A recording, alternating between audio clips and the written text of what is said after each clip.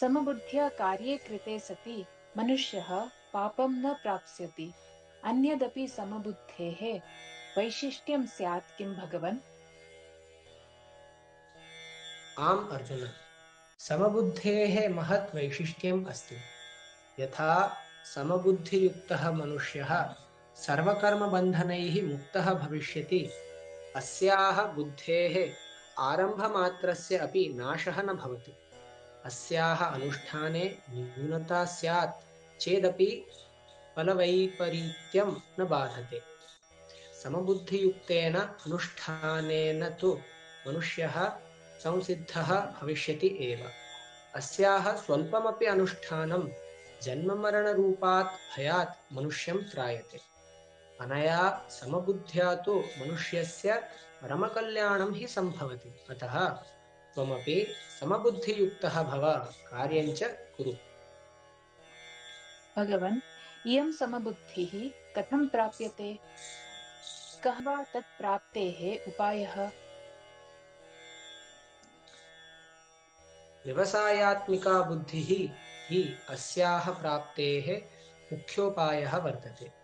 अर्थात् अहं परमात्मानं हि प्राप्नुयाम् इति निश्चयात्मिका बुद्धिः या च एका हि भवति, परन्तु येषां मनुष्याणां परमात्मनः प्राप्तिविषये एकः निश्चयः नास्ति, तेषां बुद्धयः अनन्ताः, बहुशाखायुक्ताः, अनन्तनिश्चययुक्ताः च भवन्ति। तेषाम् अनन्तबुद्धियुक्तानां मनुष्याणां परमात्मप्राप्तेः एकः निश्चयः कथं न भवति भगवन्?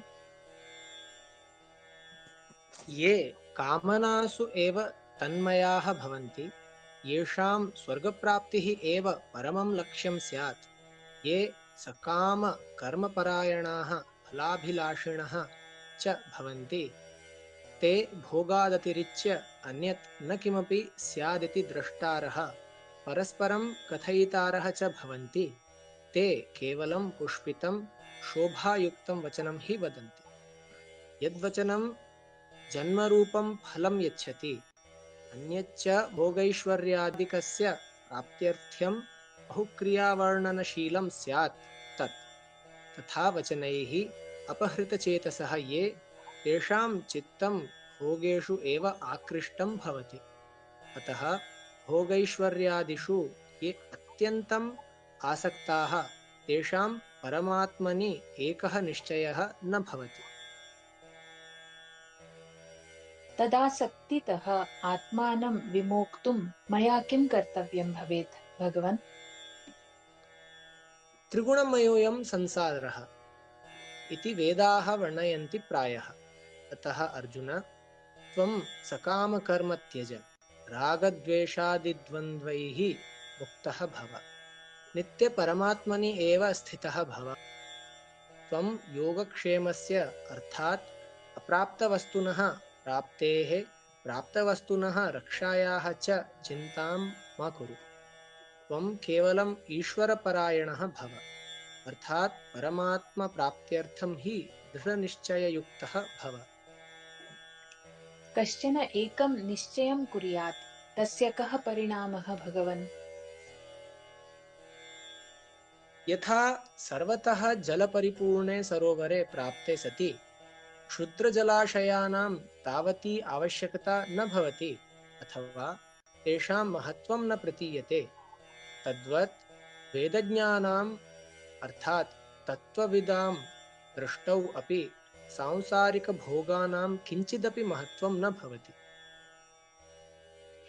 एतादृशी ज्ञानदृष्टिः प्राप्तव्या चेत् अत्र कः उपायः मदर्थे उच्यतां भगवन्? एतादृशाः ज्ञानदृष्टेः प्राप्त्यर्थं कर्मयोगः साधनीयः। अर्जुन, तव कर्मणि एव अधिकारः वर्तते, न वा फलेषु कदाचिदपि। त्वं कर्मफलेच्छां परित्यज्य केवलं कर्तव्यकर्म हि साधय। त्वं न कदापि कर्मफलहेतुः भूयाः।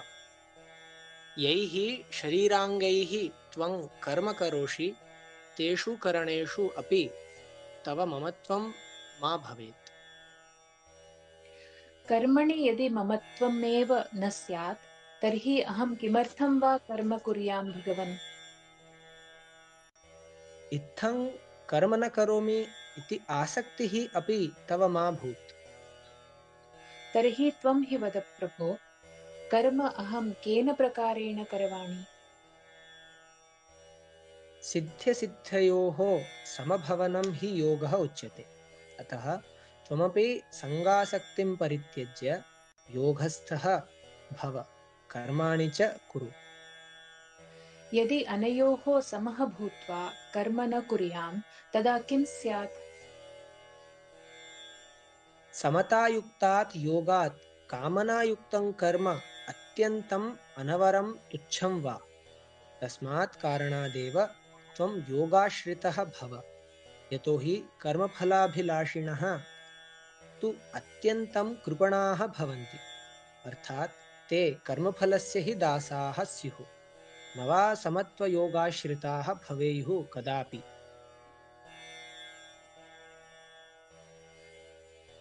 भगवन्, फलाभिलाषिणः यदि कृपणाः स्युः तर्हि उत्कृष्टाः के? समबुद्धियुक्ताः मनुष्याः हि उत्कृष्टाः श्रेष्ठाः वा कथ्यन्ते। यतो हि समभावयुक्ताः पुरुषाः जीवितकाले हि पापपुण्यरहिताः भवन्ति। अतः त्वमपि समभावयुक्तः योगस्थः वा भव। यतो हि कर्मसु साम्यं नाम कौशलमिति। भगवन्, समबुद्धेः परिणामः कः? समतायुक्ताः ये मनीषिणः स्युः ते कर्मफलं त्यक्त्वा एवञ्च जन्ममरणरहिताः च भूत्वा अजम् अनामयञ्च पदं गच्छन्ति। कर्मफलत्यागस्य लक्षणं किं? तत् कथं वा जानीयाम् अहं भगवन्? यदा तव बुद्धिः मोहजालं तरिष्यति तदा तव श्रुतविषयेभ्यः श्रोतव्यविषयेभ्यः च अर्थात् उक्तेभ्यः अभुक्तेभ्यः च विषयेभ्यः वैराग्यं भविष्यति। वैराग्यात् पूर्णसमभावः कदा आगच्छेत् भगवन्? पार्थ, शास्त्रादिविषयाणां नानामतमतान्तरैः सम्भ्रमिता तव बुद्धिः यदा प्रपञ्चात् पूर्णः विमुखीभूय परमात्मनि एव अचला भविष्यति तदा त्वं साध्यरूपां समताम् अनुभविष्यसि, प्राप्स्यसि च। तर्हि भगवन्, समतां प्राप्तवतः स्थिरबुद्धियुक्तस्य मनुष्यस्य लक्षणानि कानि? कृपया उच्यताम्। हे धनञ्जय, यः साधकपुरुषः मनसि उद्भूतान् सर्वान् कामान् परित्यज्य आत्मना आत्मनि एव सन्तुष्टः भवति सः स्थितप्रज्ञः कथ्यते। तस्य स्थितप्रज्ञस्य वचनव्यवहारादिकं कथं भवति भगवन्? भ्रातः, तस्य वचनं साधारणक्रियारूपेण न भवति, प्रत्युत भावरूपेण भवति। वर्तमानसमये सः व्यवहरन् दुःखप्राप्तेः अपि तस्य मनसि उद्विग्नता न भवति, न वा सुखप्राप्तेः स्पृहा हि भवति।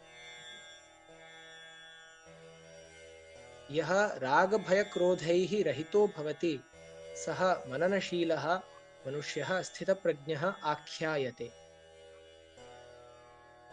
सर्वथा आसक्तिरहितः मनुष्यः अनुकूलपरिस्थितिं प्राप्यापि न कदापि प्रहृष्यति, न च प्रतिकूलपरिस्थितिं प्राप्य हि द्वेष्टि। तस्य बुद्धिः परमात्मनि हि नित्यप्रतिष्ठिता भवति। भगवन्, तस्य स्थितप्रज्ञस्य उपवेशनादिकञ्च कथं भवेद् वा? पार्थ, यथा कच्छपः 4 पदानि ग्रीवां लाङ्गूलं च एतानि अङ्गानि सङ्कुच्य संहृत्य वा उपविशति तथैव सः कर्मयोगी अपि सर्वाणि इन्द्रियाणि मनः च सांसारिकविषयेभ्यः उपसंहृत्य ससुखं तिष्ठति तदा तस्य प्रज्ञा स्थिरा अथवा प्रतिष्ठिता भवति। तानि इन्द्रियाणि विषयेभ्यः उपरतानि स्युः इति कथं ज्ञायते भगवन्? यद्यपि बाह्यविषयान् त्यजतः देहाभिमानिनः मनुष्यस्य अपि विषयास्तु निवर्तन्ते तथापि तेषु विषयेषु या प्राक्तनी रसबुद्धिः अथवा सुखभोगबुद्धिः सा सहजतया न निवर्तते, परन्तु परमात्मानं प्राप्तवतः स्थितप्रज्ञस्य पुरुषस्य रसबुद्धिः सर्वथा हि निवर्तते। रसबुद्धिः स्यात् नाम अनया कस्य का हानिः? न हि भ्राता, रसबुद्धौ सत्यां साधनपरायणस्य धीमतः पुरुषस्यापि इमानि प्रमाथीनि इन्द्रियाणि मनः विषयान् प्रति बलपूर्वकं हरन्ति। अतः इयं रसबुद्धिः साधनपरायणस्य मनुष्यस्य कृते महती बाधिका एव भवति। तर्हि भगवन्, एतादृश्याः रसबुद्धितः निवृत्त्यर्थं कर्मयोगिभिः किं कर्तव्यम्? यः कर्मयोगी साधकः सः सर्वाणि इन्द्रियाणि स्ववशीकृत्य मम परायणः सन् तिष्ठेत्, अर्थात् मामेव आश्रित्य सुनिश्चिन्तः भवेत्। एतादृशस्य साधकस्य बुद्धिः हि प्रतिष्ठिता भवति। हे प्रभो, तव परायणतायाः अभावे किं स्यात्?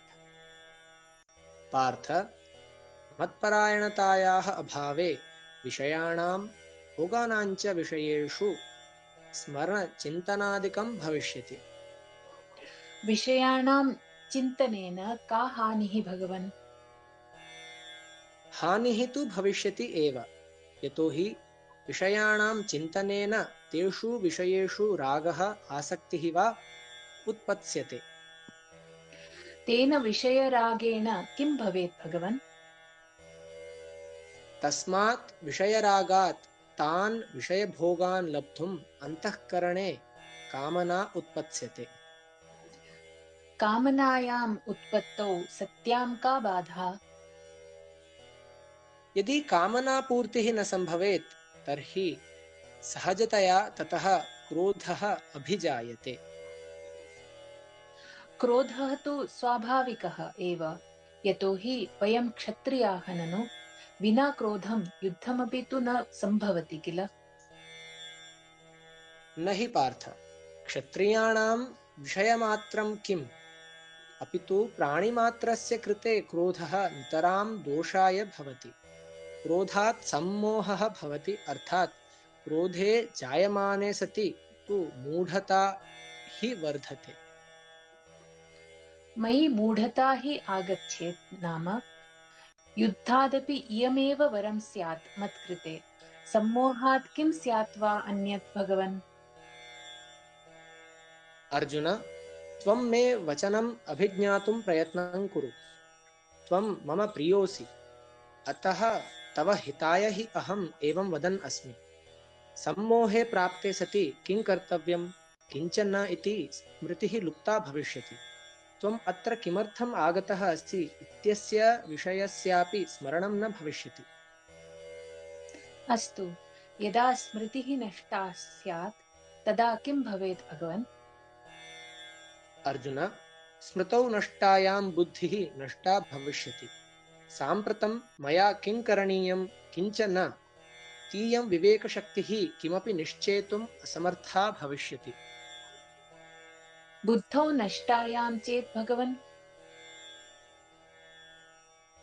बुद्धौ नष्टायां मनुष्यस्य स्वस्थानात् निश्चितरूपेण पतनं भविष्यति।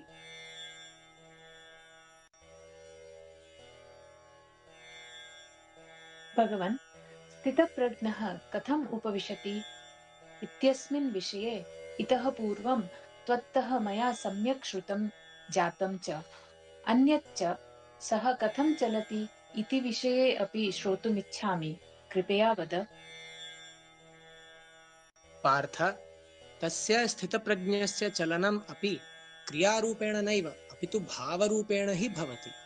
रागद्वेषरहितैः स्ववशीभूतैः इन्द्रियैः विषयाञ्चरन् अपि सः वशीभूतान्तःकरणः साधकः अन्तःकरणस्य प्रसन्नतां प्राप्नोति। तत् प्रसन्नतायां प्राप्तायां चेत् किं स्यात्? प्रसन्नचेतसः तस्य मनुष्यस्य सर्वक्लेशदुःखादीनां हानिः जायते। अन्यच्च शीघ्रमेव तस्य बुद्धिः परमात्मनि स्थिरा भवति। कीदृशस्य मनुष्यस्य बुद्धिः स्थिरा न भवति, अपि तु चञ्चला दोलायमाना वा भवति भगवन्? मनः इन्द्रियाणि च यस्य वशीभूतानि न स्युः, तादृशस्य मनुष्यस्य एकनिश्चयात्मिका बुद्धिः न भवति। एतादृश्याः बुद्धेः अभावात् अहं कर्तव्यपरायणः भवेयम् इति भावना विचारः वा तस्मिन् न भवति। तादृशस्य विचारस्य अभावे अर्थात् स्वकर्तव्यपालनाभावे सः शान्तिं न प्राप्नोति। हे अर्जुन, अशान्तमनोयुक्तस्य मनुष्यस्य सुखं हि कुतः वा भवति?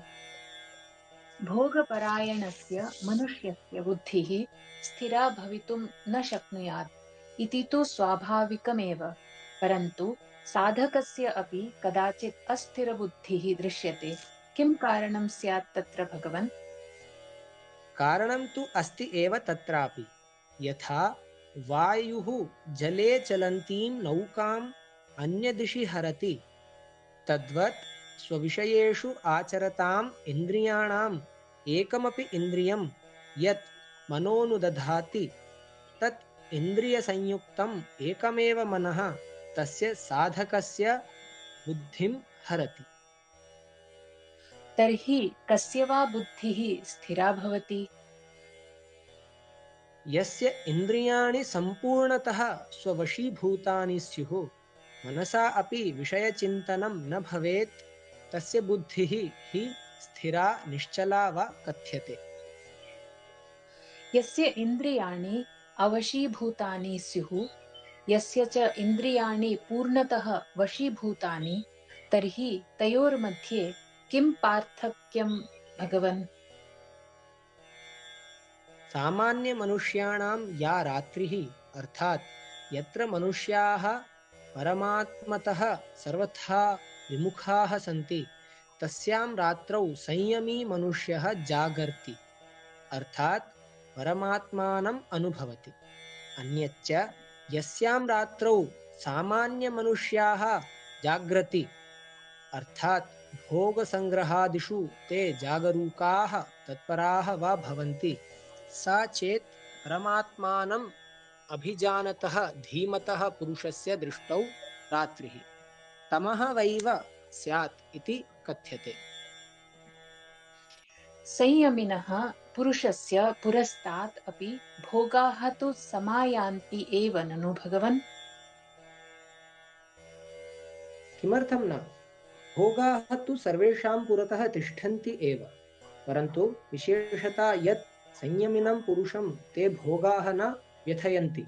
यथा सुमर्यादायां स्थितवति जलपूर्णे समुद्रे सर्वासां नदीनां जलानि सर्वतः समाविशन्ति, तथापि तानि जलानि समुद्रस्य कमपि विकारं परिवर्तनं वा कर्तुं न प्रभवन्ति।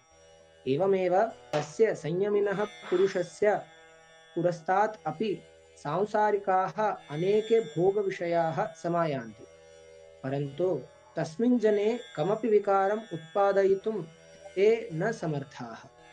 ईदृशः मनुष्यः हि परमां शान्तिं परमात्मानं वा प्राप्तुम् अर्हति, न वा भोगपरायणाः तत् प्राप्नुयुः कदापि। भगवन्, भोगपरायणाः मनुष्याः अपि कथञ्चित् तच्छान्तिं लब्धुं शक्नुयुः किम्? शक्नुयुः अवश्यं, यदि ते त्यागं कर्तुं सक्षमाः, अन्यथा न। त्यागं विना शान्तिः दुर्लभा। यदि कश्चन पुरुषः सम्पूर्णकामनाः स्पृहाः च परित्यज्य अहं ममत्वरहितः भूत्वा च विचरति सः शान्तिम् आप्नोति। हे प्रभो, अहन्तया ममतया च रहितस्य पुरुषस्य स्थितिः कीदृशी स्यात्? भ्रातः, तादृशस्य पुरुषस्य स्थितिः तु ब्रह्मणि एव भवति। एषा एव ब्राह्मी स्थितिः कथ्यते। इतीयं त्वया सम्यक् ज्ञायताम्। एनां स्थितिं प्राप्य साधकः न कदापि मुह्यति, न वा विचलितः हि भवति। यदि कश्चन मनुष्यः अन्तकाले अपि पर्युक्तायां स्थितौ सुदृढं स्थितः भवति, अर्थात् अहन्तया ममतया च रहितः स्यात्, तदा सः निर्वाणं ब्रह्म प्राप्नोति इति शुभम्। भगवद्गीताम् अनुसृत्य सज्जीकृतायाः प्रश्नोत्तर्याः द्वितीयोऽध्यायः सम्पूर्णः। श्रीकृष्णार्पणमस्तु।